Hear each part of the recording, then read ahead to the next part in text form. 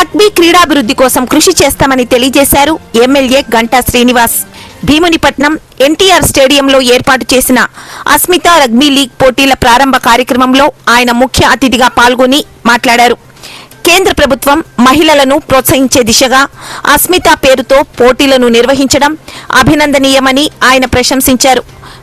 భీమిలిలో ఉన్న ఎన్టీఆర్ స్టేడియంకు అధునాతన సౌకర్యాలను కల్పించేందుకు కృషి చేస్తానని ఆయన ఈ సందర్భంగా హామీ ఇచ్చారు.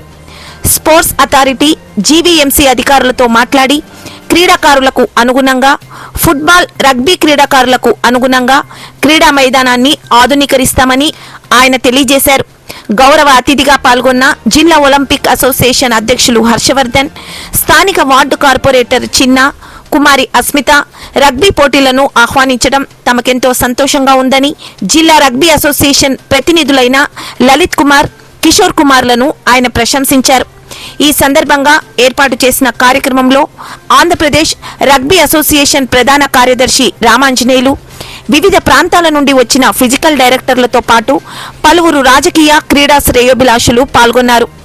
ఫైనల్స్ కు చేరిన గురిజనాపల్లి గుంటూరు రగ్గర్స్ క్లబ్ జట్టు మొదటి సెమీఫైనల్లో గురిజనాపల్లి క్లబ్ జట్టు 10-5 స్కోరుతో చంద్రపాలెం జట్టుపై విజయం సాధించి ఫైనల్స్ కు చేరుకుంది.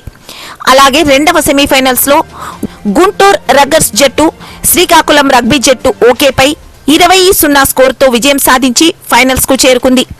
పోటీల్లో వివిధ ప్రాంతాల నుండి 12 మహిళా జట్లు పాల్గొన్నాయి. పోటీలు లీగ్ కమ్ నాకౌట్ పద్ధతిలో నిర్వహించనున్నారు. అంటే ఏ దేశంలో లేనంత మంది ప్రత్యేకించి యువత మనకున్నారు.